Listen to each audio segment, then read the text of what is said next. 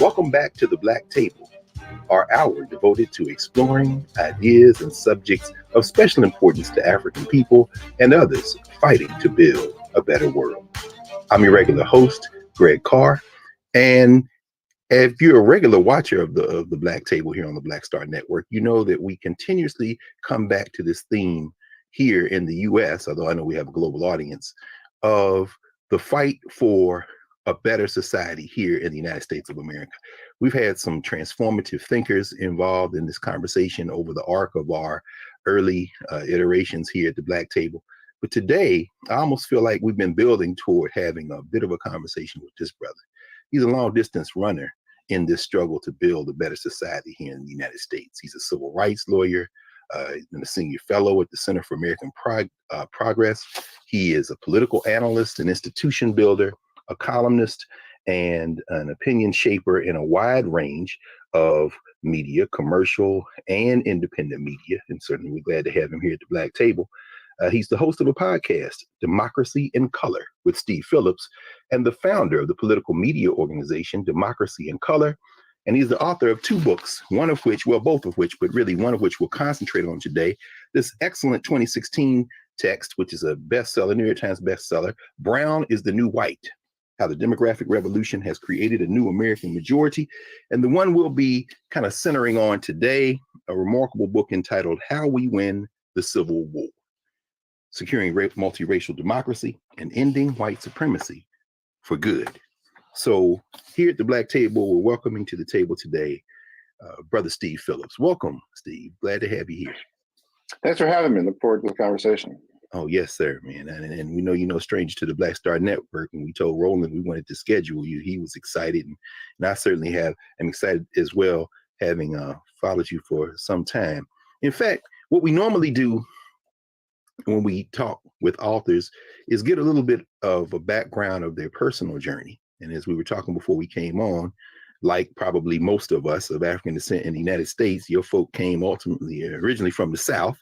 But you ended up on the West Coast for a long stretch, up to and including now. And I was intrigued, even thinking about you being a young person running for the school board in San Francisco. Could you tell us a little bit about your journey and how you come to this moment? Yeah, no, I'd say I'm quite literally a child of the civil rights movement. In that I grew up my grandfather was from Mississippi, my grandmother was from Alabama, and like you're saying, like most African Americans came up to the North during the Great Migration. As Bill Wilkerson in her book Warmth on the Other Sun says that there was a moment where most Black people in the South, which meant most Black people in the country, had a decision to make in terms of really where they were going to go. So I grew up in the greater Cleveland area. You're saying a child of civil rights movement. They would not sell my parents the house we grew up in because they were Black. Had to get a white civil rights lawyer to buy the house and deed it over to us in Cleveland Heights, Ohio. My brother was the first Black student at the local elementary school. One of my earliest memories was as a 3 or 4-year-old going to see Martin Luther King in Cleveland when he came to visit. And so, and I was the milieu of the civil rights movement really was a big major factor in my life. We had different books around the house. I read all the biographies of Martin Luther King in my elementary school library. So that was a major driving force. And then my grandfather was a minister. Glenville Church of God. And so that was another shaping factor. And I was also very interested in politics from a very young age. My next door neighbor, Art Brooks, ran for state legislature. And so when I was like 8 or 10, something like that. So I had all those different elements. And then a lot of that came together for me when I was in college. So yeah, I came west to go to Stanford and to go to college.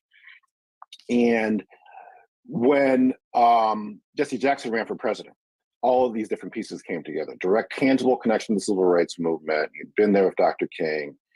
That, a lot of religious language and metaphor, the whole church tradition, the civil rights and the political expression. And for a 20-year-old, Black kid, it was all very compelling. And so that was a major influence. And I like to say I've been trying to build the small R rainbow ever since. And that's really what has kept me involved and engaged. Ran for the school board in San Francisco. We then created the first super PAC in the country when Obama ran in 2006. And so I've been on this journey to try to manifest what I had got a taste of during the rainbow, that when the old minorities come together, they comprise a new majority. And I do believe that arc is where politics is at and where it's going. And I've tried to illuminate that in both of my books. Thank you, Steve. Just that snapshot, I think, is so telling. And particularly since, having come of age during that period, and then you empty all of that grounding, all of that kind of imagining, all that institution building as you narrate the institutions, including the Black church. You mentioned an uncle who's a journalist, those Black institutions emptying into that will as you go into California. That Jackson campaign, I was at Tennessee State. I was a young man myself in '84. We volunteered, but you were involved at another level. And it's fascinating to hear you talk about this, because in Brown is the New White, where you really are trying to shake, among other things, the Democratic Party by the shoulders and said, stop talking and chasing these people who don't exist. You're speaking from experience. And I'm thinking about the work that you all did before we went on. We mentioned Ron Walters, his book, Black Presidential Politics in America. I think about how he tried to say the same thing. What you all were doing was literally trying to forge a new majority. And of course, Ron Brown ends up coming out of that campaign, and then he goes over into the Democratic National Committee. And we see the Democratic Party going in a direction you're trying to offer a corrective of, and Brown is the new white. I wonder if you might say a few words about, particularly since I think it was chapter 2 of Brown is New White, where you kind of map this emerging majority in this country. Could you say a few more words about this potential rainbow that we are literally sitting in the midst of right now? Because a lot of people hear rainbow and rainbow coalition, but particularly for young people, they might not know what that means. Right. Yeah. No. And actually, one of the people I dedicate Brown is New White to is Reverend Jackson, and Yes. I talk about how he showed the power and potential of a movement for social justice manifested in the electoral space. I say I was paying attention, and so it's again just these synthesis of it was when the old minorities come together, they comprise a new majority. The '84 convention speech, which at one point I knew word for word back in the day. Though this is the one from '84. 84. Young people, I encourage you all, if you go to YouTube, watch that speech, because that convergence, Coretta Scott King, everybody is there. Yeah, our time has come, I think. Was that the name? Yeah. Yes, sir. Yes, right. So he says in there, he says, when blacks vote in great numbers, progressive whites win. It's the only way progressive whites win. And then he says, when blacks vote, Hispanics win. Says we must all come up together. And so he really pointed the path and illuminated and showed the power. That's the other piece. It wasn't even just a conceptual idea. Jesse in '84 had 3.5 million votes, 400 delegates. '88, he had 7 million votes, 1,200 delegates. To that time, he was the highest second place finisher in the history of the country. So he had proved the power and potential of this movement. And so that was very clear to me all along. And then the continued demographic transformation of the country. One of the things, we have this chart in Brown is the New White showing that every single day there are 7,000 people of color added to the population compared to 1,000 whites. And so that's a combination of births and deaths and legal immigration. And one of the things we don't understand is, and actually I wound up doing some of the analysis of, it's like, because we take it such a granted for take it for granted so much that the country is so white. And I was like, what percentage of the world are white people? Yes, sir. Yes, sir. It's only about 12% of the people in the whole world are white. And so this notion that everybody who's white, people of color, are a minority is very unnatural.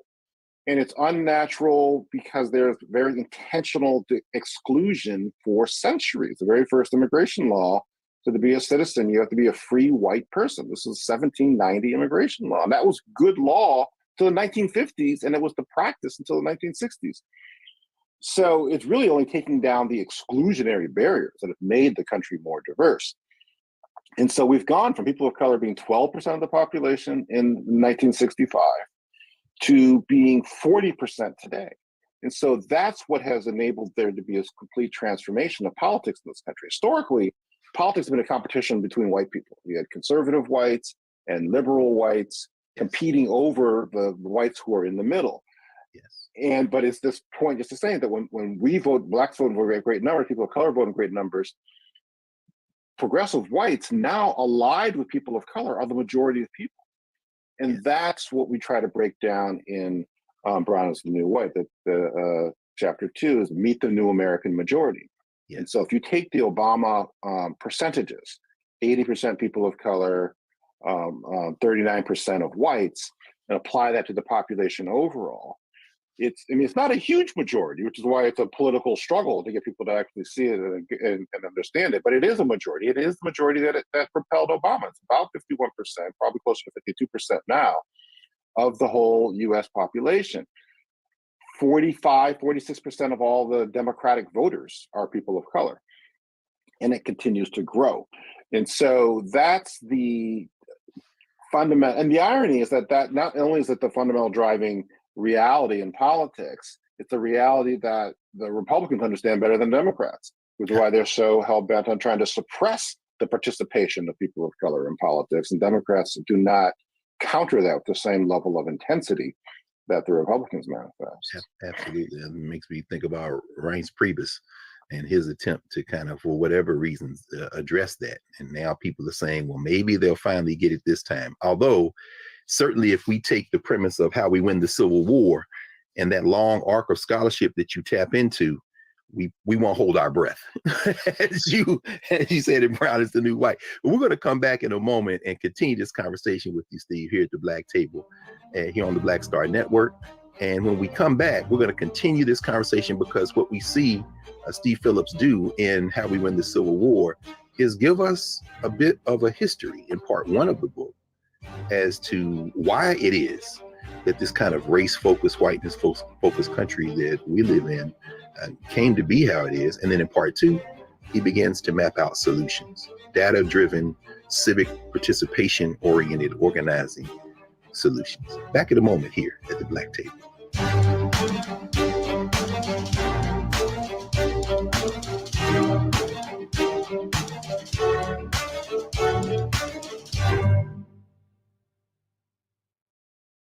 Hatred on the streets, a horrific scene, a white nationalist rally that descended into deadly violence.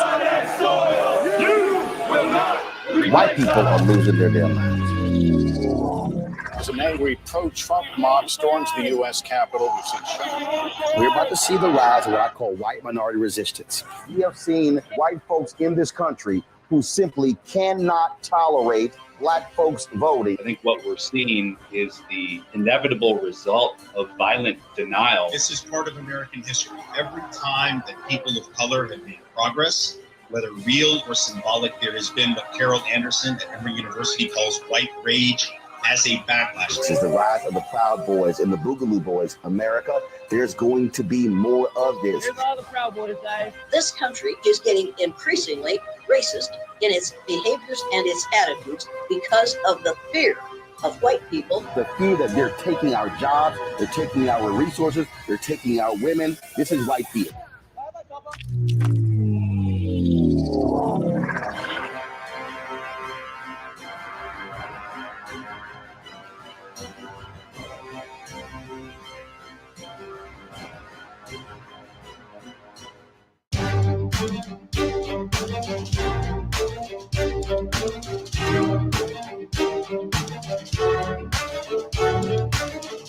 Welcome back to the Black Table here at the Black Star Network. I'm Greg Carr, your host, joined by Steve Phillips, author of Brown is the New White and How We Win the Civil War.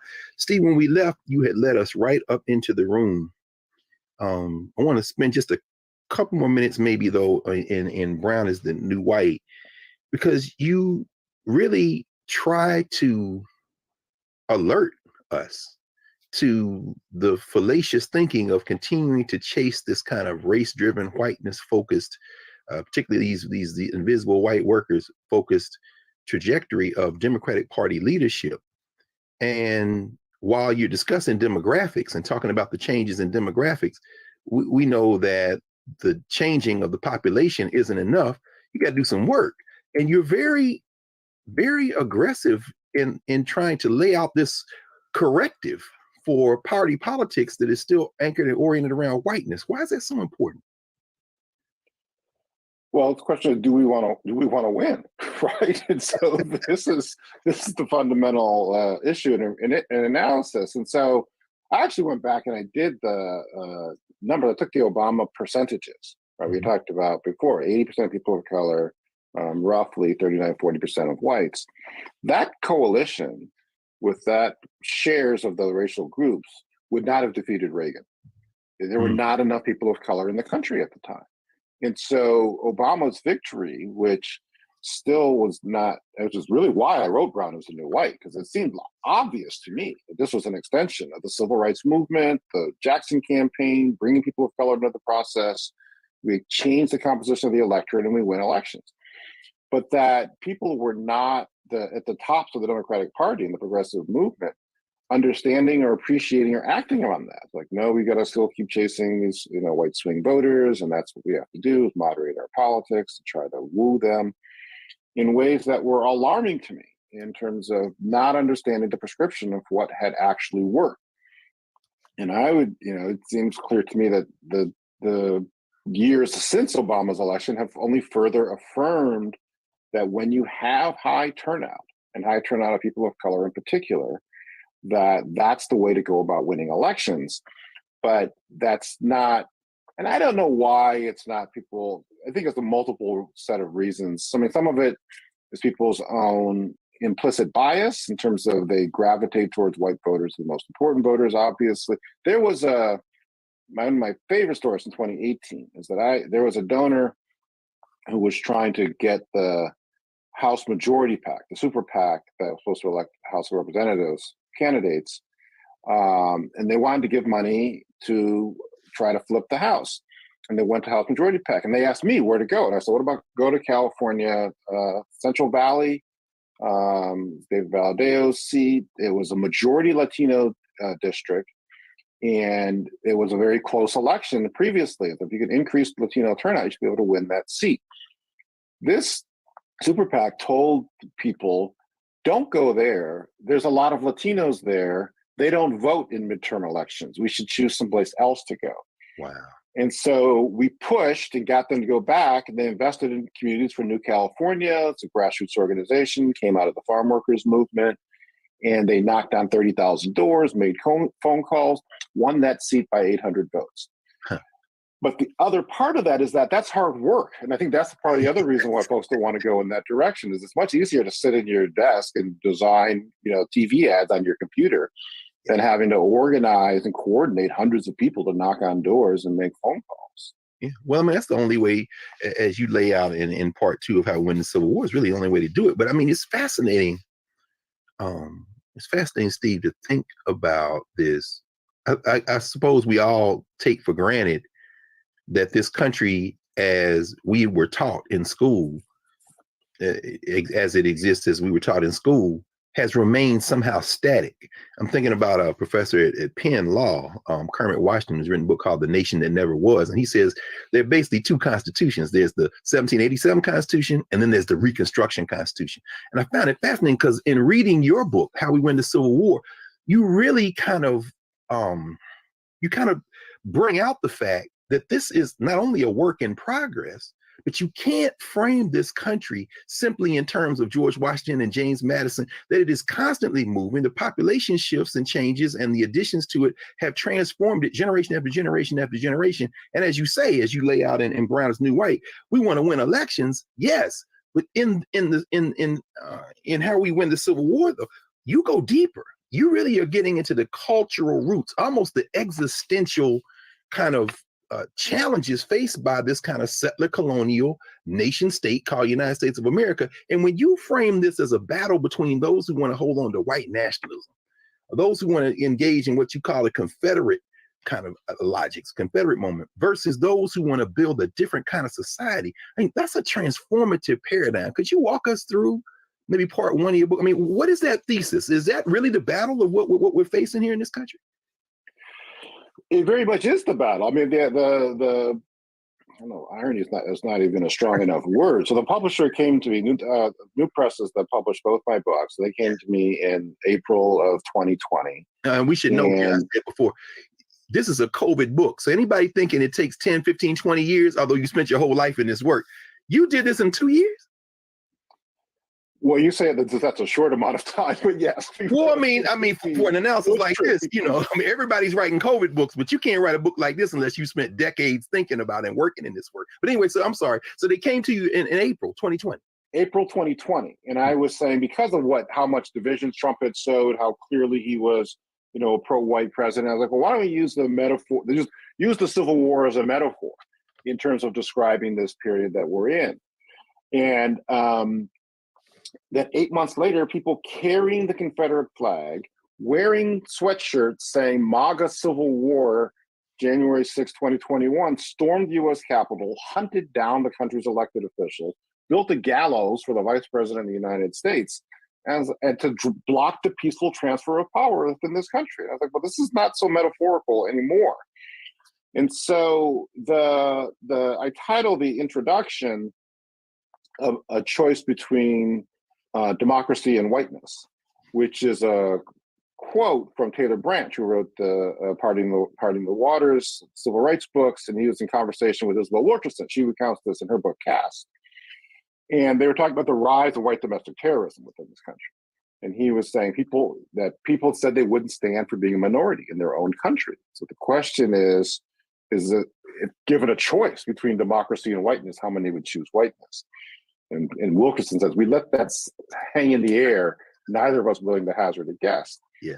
But my fundamental argument or illustration in the book is that the Confederates have never stopped fighting the Civil War. And I put this forward initially as a concept, but as I began to dig into the research, it actually is quite literally true to the point where you have at its most clear that groups like Sons of Confederate Veterans, United Daughters of the Confederacy, they have hundreds of chapters, 700 chapters across the country. And then you can go onto their websites and you can buy Confederate belt buckles and soap and whatnot. So they've literally been moving the Confederate forward in that regard. But more broadly, this notion about, is this a white country or is this a multiracial democracy? That's what's been uninterrupted, that fight. And that everybody knows, obviously, Lincoln was assassinated, but I didn't even fully appreciate exactly when and why.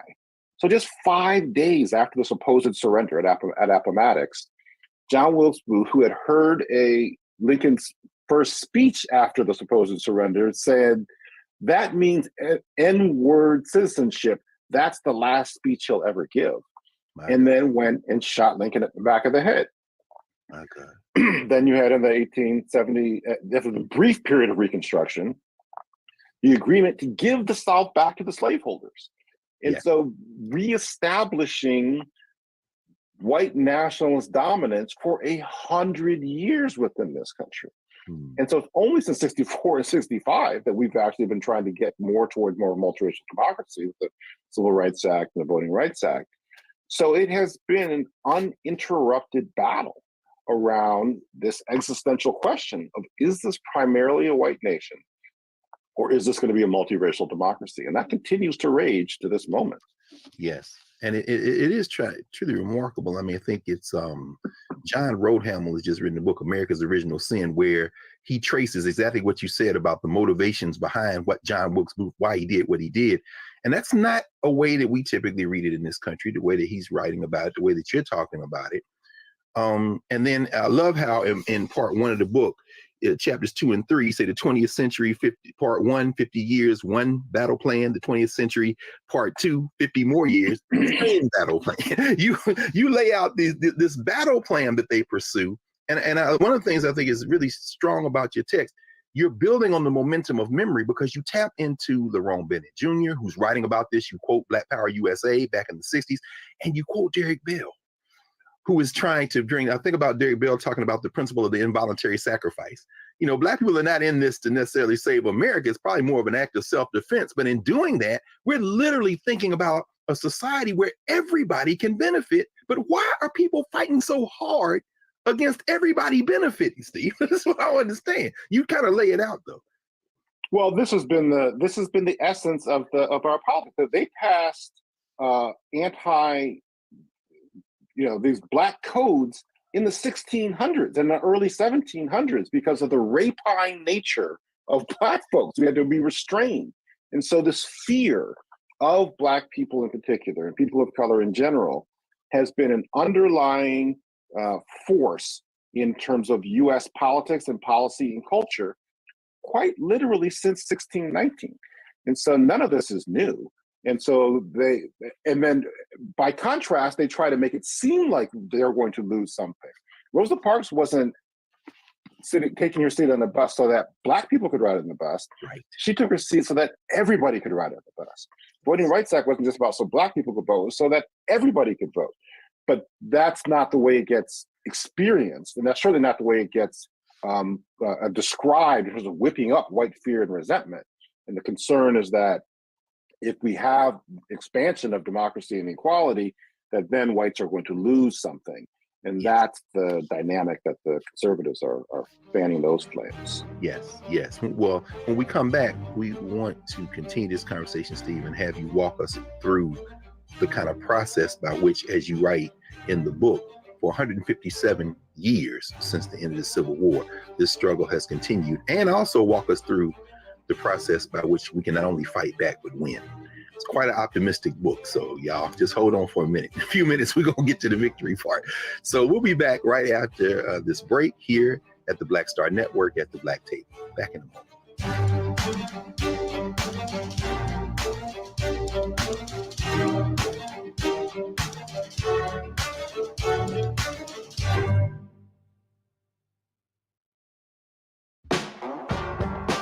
Don't wait till November 8th. We can vote today, y'all. Early vote started this week.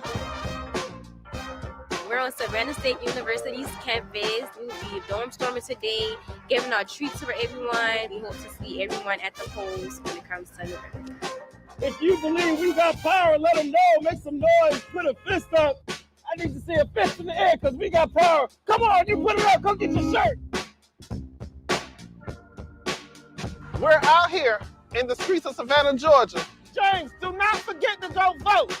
I got you. If we vote the right people in, we can make a change. We can get these resources in our community. I am a woman, and it is important that we have the say-so of what we want to do with our bodies. We're concentrating on entrepreneurism, providing young people with resources and training that they need in order to change their trajectories. We want Black down. Democracy is on the ballot. Voting rights is on the ballot. Voting suppression is on the ballot. I am most passionate about those three combined because they all impact each other. Savannah is my home. I care about my community, and I care about representation in my community.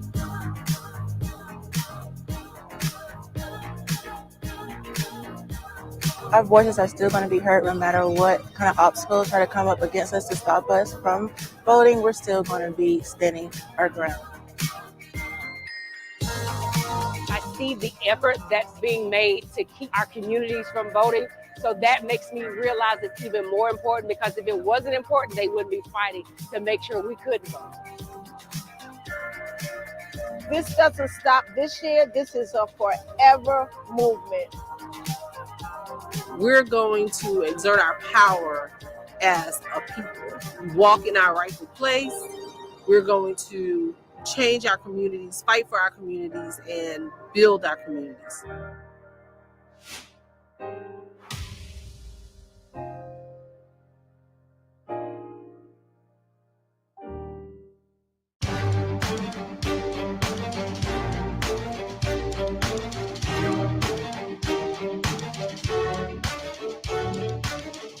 Welcome back to the Black Table here at the Black Star Network.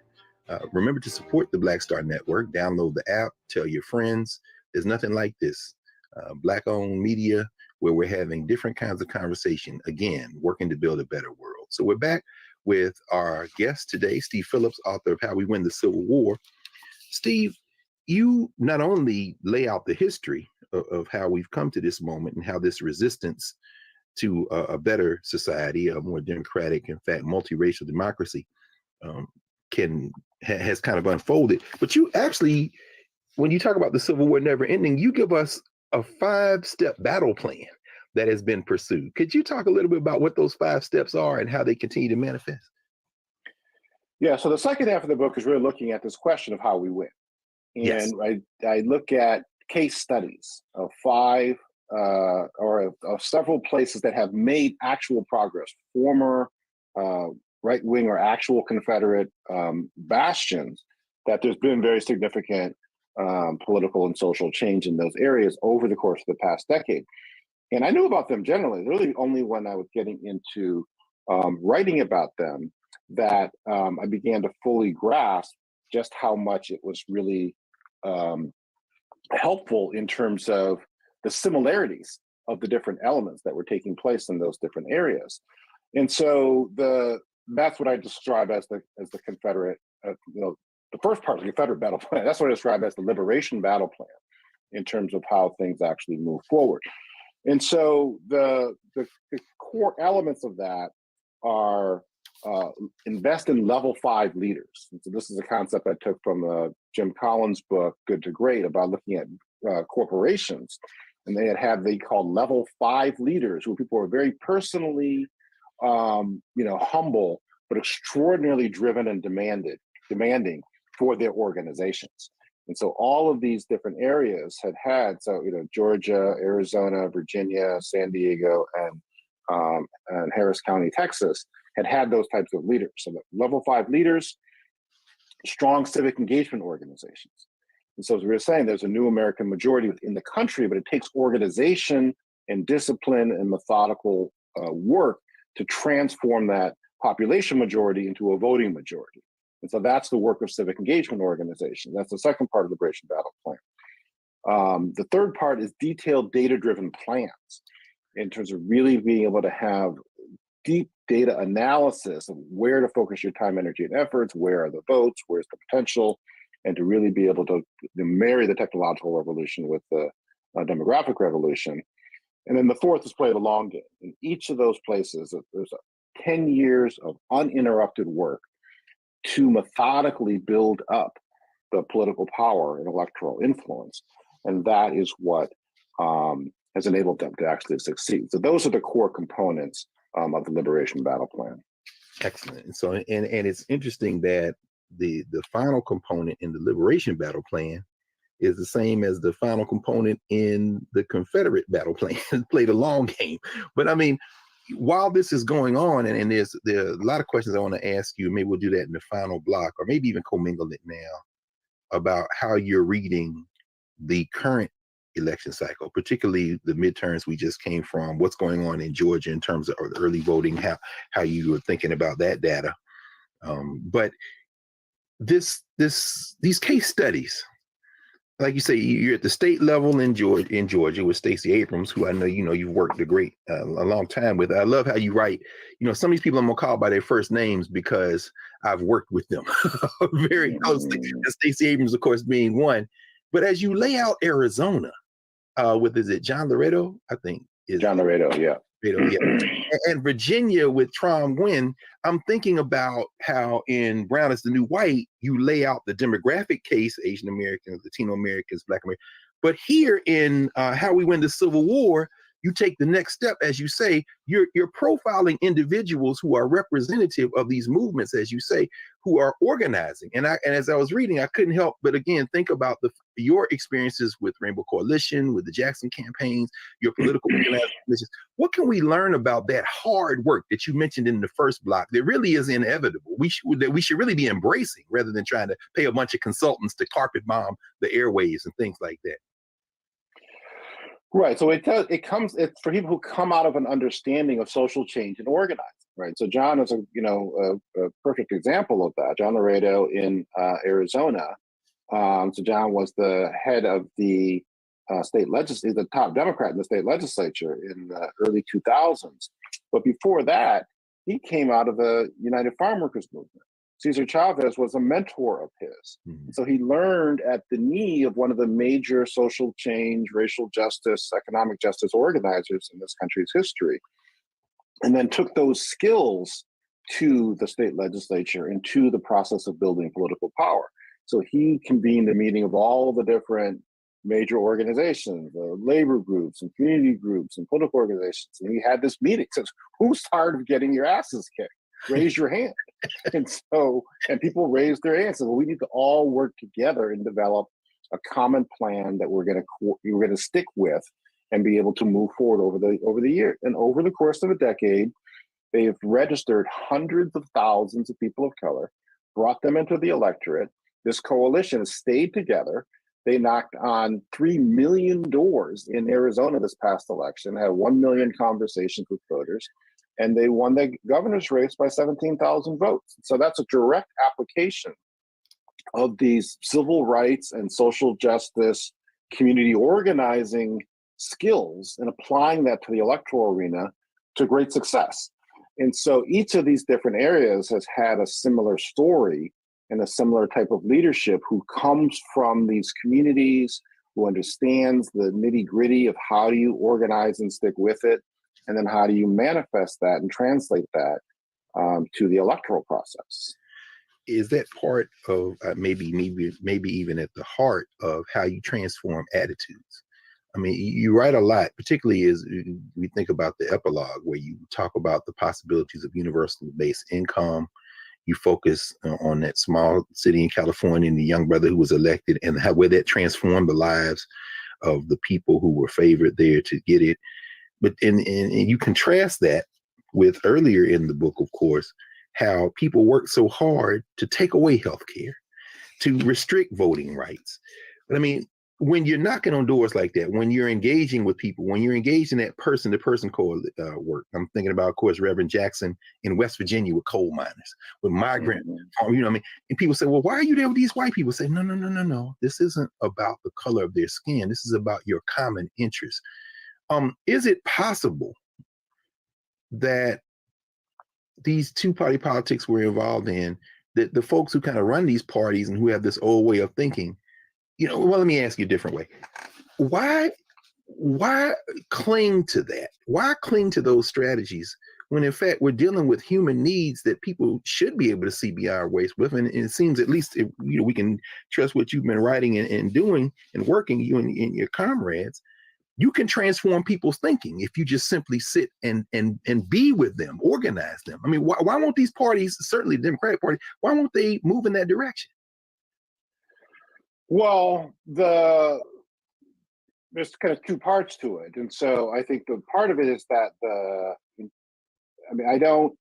I'm fundamentally more focused on changing who holds power than in changing attitudes. And that's really kind of across the board. Thanks for clarifying. And so yes. It's not, people did not think that, it wasn't about changing people's attitudes that enabled us to pass Obamacare.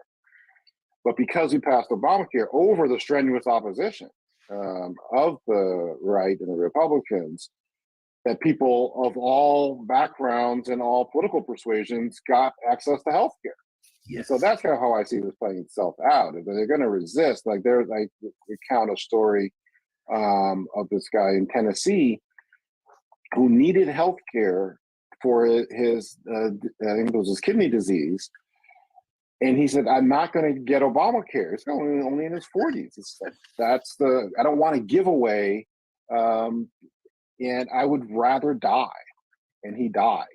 And so the level of intensity, because this is an existential question, the way it has been framed in this country. I mean, if you think about the Civil War itself, right? I mean, the equivalent of 7 million people were killed as the percentages of the population.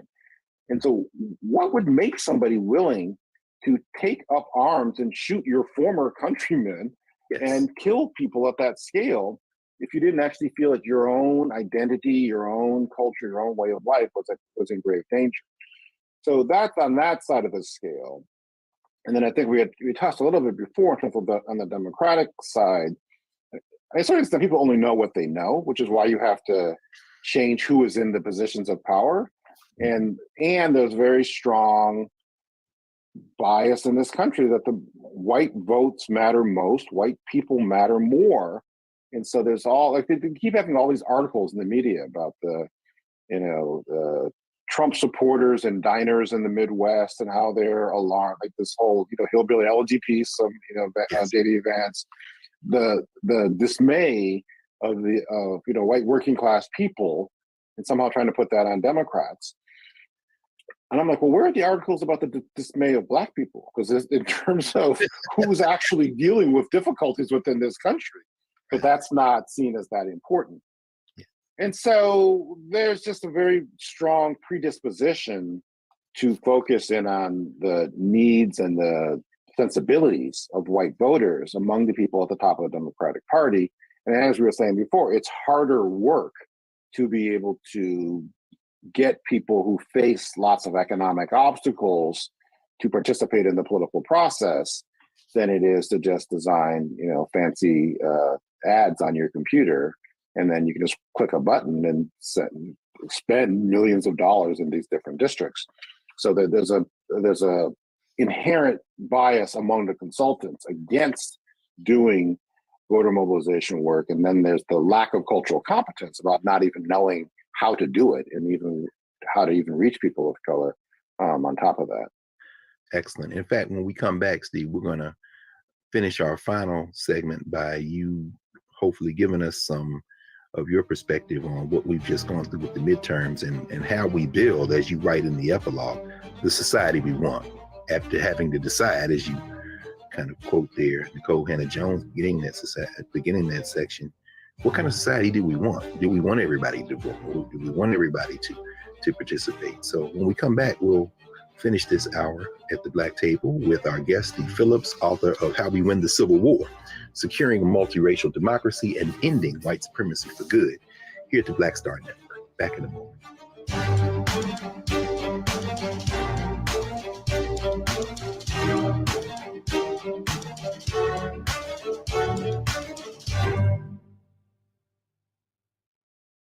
Hatred on the streets, a horrific scene, a white nationalist rally that descended into deadly violence. White people are losing their damn minds. As an angry pro-Trump mob storms the U.S. Capitol, we've seen shooting. We're about to see the rise of what I call white minority resistance. We have seen white folks in this country who simply cannot tolerate Black folks voting. I think what we're seeing is the inevitable result of violent denial. This is part of American history. Every time that people of color have made progress, whether real or symbolic, there has been what Carol Anderson at Emory University calls white rage as a backlash. This is the rise of the Proud Boys and the Boogaloo Boys. America, there's going to be more of this. There's all the Proud Boys, guys. This country is getting increasingly racist in its behaviors and its attitudes because of the fear of white people. The fear that they're taking our jobs, they're taking our resources, they're taking our women. This is white fear.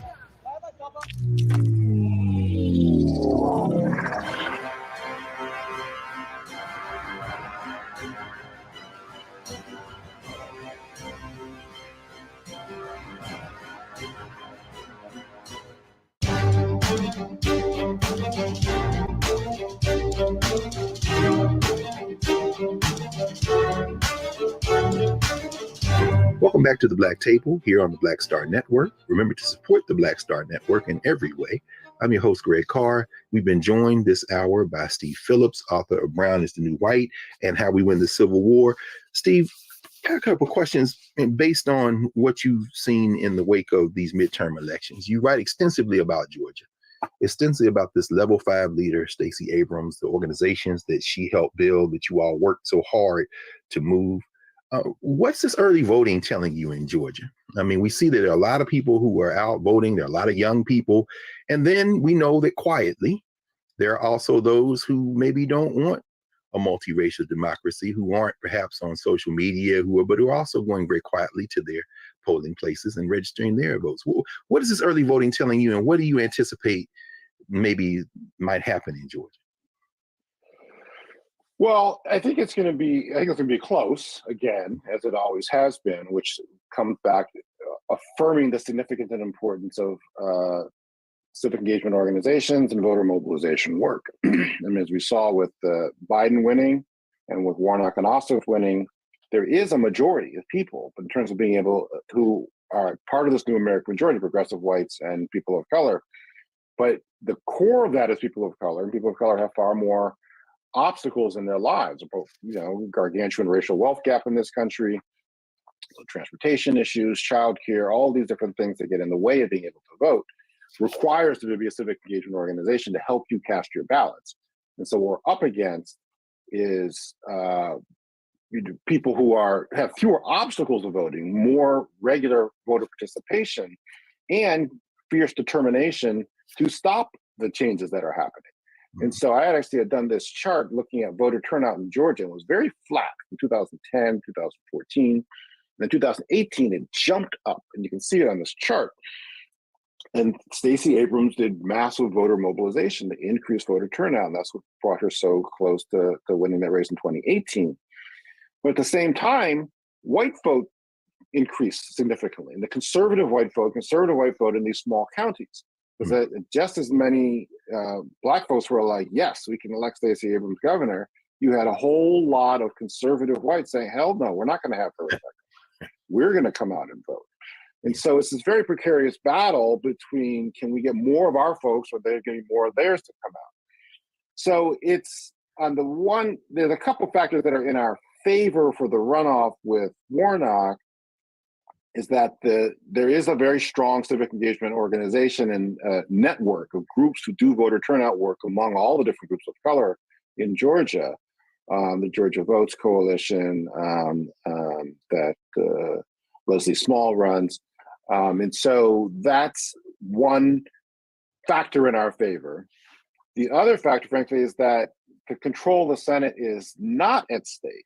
And so there's less alarm, I think, on the part of the conservatives. Some of the reporters in Georgia were talking about that they kept hearing during the midterm elections was, we have to flip the Senate, we have to stop, Chuck Schumer, but that's not at play anymore. And so they might not have quite as much drive or motivation or animus to turn out, but our side still has more obstacles to voting. So it's going to be very close, but there are a couple of factors that weigh in our favor there. That's excellent. It's funny that the third of the battle plan, the kind of Confederate battle plan you mentioned, distort public opinion. Certainly, when you evoke that in terms of what's going on now in Georgia, the Senate's not in play. It's interesting to see how public opinion can be distorted. And like say, you're driving people to the polls, but given that point of entry, I want to ask you about Arizona. Because certainly if Warnock wins, that diminishes some of the influence of Kristen Sinema. But I'm wondering, as a lawyer, and as a civil rights lawyer in particular, if you have any thoughts about Cochise County saying they're not going to certify the votes, while the political pundits are saying, well, that means maybe they'll flip a couple of seats to the, yeah, but remember that fifth element that you talk about, play the long game. Is the possibility of a county in a state not certifying a vote and getting away with it, what might that lay the groundwork for in the long game, Steve? Because I know you have a legal point of entry on this. Well, that's a good question, because in the short term, that county is likely just not to have its votes counted, period, which actually hurts their candidate in terms of, so they're trying to have that kind of petulant response to being part of the democracy. But you're right in terms of the danger to the democracy in the long run. And this is in essence, and this is part why I say that the Confederates have never stopped fighting the Civil War. The Civil War, it didn't actually start as with shooting. It started with the Southern states refusing to accept the election results in an election where the candidate backed by Black people won. And they were like, no, we're not going to acknowledge his election. We're not going to honor the laws that are set up. We're going to completely separate ourselves and succeed. And so this is what is at stake, is that these counties, you see it also in terms of, sometimes you get these, you saw a lot in the kind of more the height of Black Lives Matter movement, some of these sheriffs in different counties be like, well, we're not going to enforce these different laws. And so, which is what they did during the Civil Rights Movement, right? After King talked about interposition and nullification. And they not acknowledging, they didn't want to acknowledge and implement Brown versus Board of Education. And so it's a very similar pattern of trying to exempt yourself from the country and the government to which you belong and from which you get a whole bunch of money, when that part gets left out of in terms of the resources that go to these places. But the trend is dangerous in that regard, because they are trying to lay the groundwork for not having to honor the laws of the country that we're all part of. Yes. It's interesting. I have a couple more questions I want to ask you if I can get them squeezed in. One involves Texas. And as you were talking about J.D. Vance, and you mentioned J.D. Vance in passing, maybe curious as to if any thoughts you might have on why in Ohio, Tim Ryan didn't do as well as folks were hoping. But then Josh Shapiro running in Pennsylvania for governor seems to have struck that kind of coalition you're talking about to win a statewide election. And of course, the Pennsylvania State House chamber, one of the chambers switches hands. But in Texas, as you write extensively about demographics and about understanding culture and the culture, you know, what are we facing when we ignore culture and just focus on demographics? Because obviously there's no such thing as one Spanish-speaking community. I mean, and we see in Texas attempts to make inroads by the Republicans among these Spanish-speaking communities by appealing perhaps to this notion of values. I mean, what do we miss when we don't really dig into this question of culture and just simply think if somebody is a certain color, somehow their politics are all going to be the same? Right. Well, one of the big parts of the culture piece is that it's also a way to increase civic participation in voting in ways that could be more widespread and more influential than just doing door knocking. Is that if it gets into the culture, people are talking about it and becomes the thing to do and exciting in that regard, it's a way to boost voter participation and turnout by moving in that direction. Georgia did some of this work in 2018 and 2020, bringing hip hop artists and doing online pieces with different cultural artists and whatnot. But the other part of the culture dimension is it needs to become part of the culture. Voting needs to become part of the cultural apparatus and operation. And so the reason Texas is still largely Republican controlled is because the voter turnout numbers are so vastly different between whites and people of color. The majority, whites are just 39% of the people within Texas. And even among the eligible voters, African Americans and Latinos, the majority of eligible voters within Texas. But the voter participation levels are so low among people of color that it distorts the picture of what the state's politics actually are. And so that's part of these pieces. So we did, I think we had created the country's first super PAC back in 2008. We ran these ads in South Carolina, and there was an ad, it featured a conversation in a Black beauty salon, and then in among a choir at a church. So trying to connect with the cultural realities of who the community was that we were trying to reach. And we were talking about even to the extent that so much of money gets spent on ads by consultants and whatnot, they're also culturally incompetent ads. And they're not by people who come from those communities, and they'll be like, oh yeah, I resonate with that. That's going to inspire me to participate. Mm-hmm. Well, we only have a couple of minutes, but I wanted to squeeze this question in, Steve, and it has to do, and I'm glad you evoked the question of voter participation, even in the context of voter suppression, as you write about. And you contrast the United States with some other countries where there's even compulsory voting in some places, and certainly voter participation is much higher. Any thoughts about the possibility of building a new American society in a world system where we see, just like capital, money is transnational, neoliberalism, white supremacy in some ways is transnational. We see Bolsonaro in Brazil with all kind of consultants and people who come in here from the United States. You know, and some people say, in the old joke being that foreign policy in the United States of America is mostly bipartisan. You know, can the United States build a different type of society in a world without engaging the rest of the world? I mean, where would you put the United States relative to the rest of the world as you think about these things? Well, yeah, those are very good points. And people, I think there was a poster once saying that if capital can cross borders, why can't humans cross borders? Right. In terms of this level of like anti-immigrant focus, right?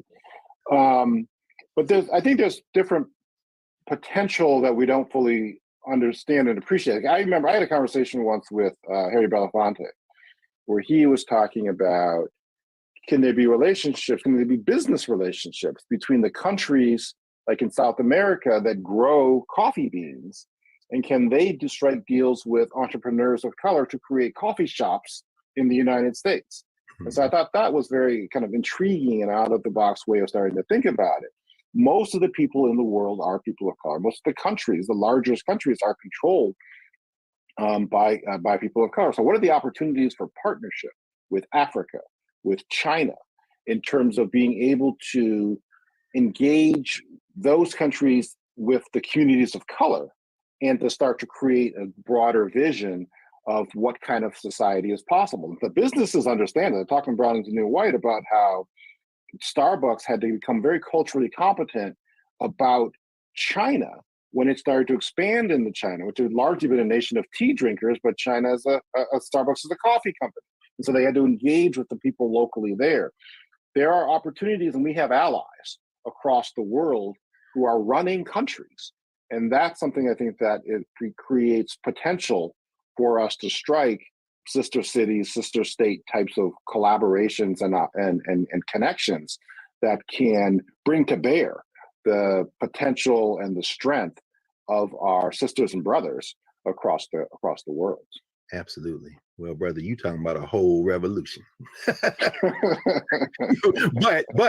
but you've given us the pathway. I mean, like you said, all revolutions are local as well as global, and you've given us a pathway in both of these books. Steve Phillips, author of Brown is the New White, and the new book, which encouraged everybody to get, How We Win the Civil War, Securing a Multiracial Democracy, and Ending White Supremacy for Good. Thank you so much, brother, for joining us for an hour here at the Black Table. We look forward to talking to you again, son. Thanks for having me on, and thanks for your work. Oh, man. Thank you. Thank you. We'll be back in a moment to clear the table and prepare for our next session here at the Black Table. Back in a moment.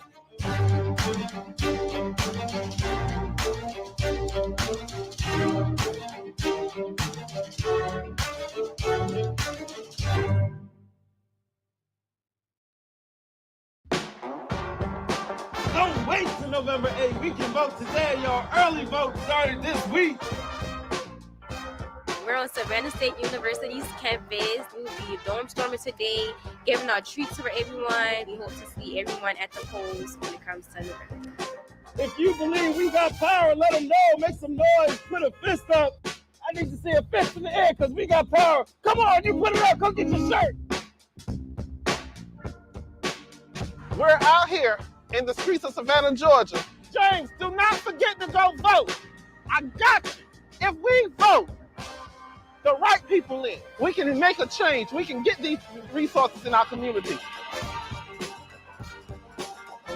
I am a woman, and it is important that we have the say-so of what we want to do with our bodies. We're concentrating on entrepreneurism, providing young people with resources and training that they need in order to change their trajectories. We want Black down. Democracy is on the ballot. Voting rights is on the ballot. Voting suppression is on the ballot. I am most passionate about those three combined because they all impact each other. Savannah is my home. I care about my community, and I care about representation in my community.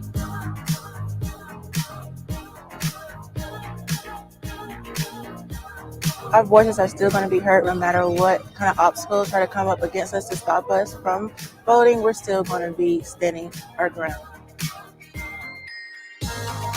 I see the effort that's being made to keep our communities from voting. So that makes me realize it's even more important, because if it wasn't important, they wouldn't be fighting to make sure we could vote. This doesn't stop this year. This is a forever movement. We're going to exert our power as a people, walk in our rightful place. We're going to change our communities, fight for our communities, and build our communities.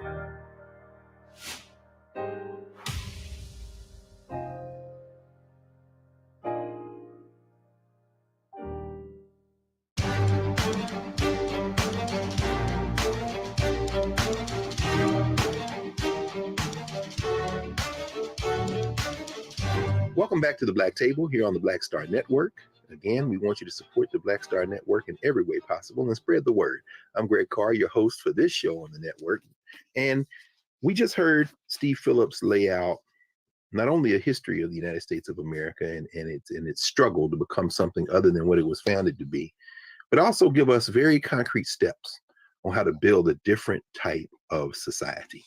And as he put it in a global context there near the end, I couldn't help but think about one of his comrades, a key component of the Jackson campaigns and Rainbow Coalition, the great Ron Walters, who wrote a book called Pan-Africanism and the African Diaspora, where he talks about these transnational relationships. And what we heard Steve Phillips do is give us not only information, but hope and inspiration and very practical steps toward building a kind of society where our common humanity overflows the boundaries of any hatreds or fears that might otherwise obstruct that common humanity. And with the climate doing what it's doing and human-induced climate change on the verge, we better get our act together soon before the ball resets and starts another species, and maybe we won't even be here to have this conversation. But we're grateful to Steve Phillips for joining us to give us a pathway for how we can perhaps avert that and a great deal more. So join us again next week here at the Black Table, and thank you for watching the Black Star Network. We'll see you soon.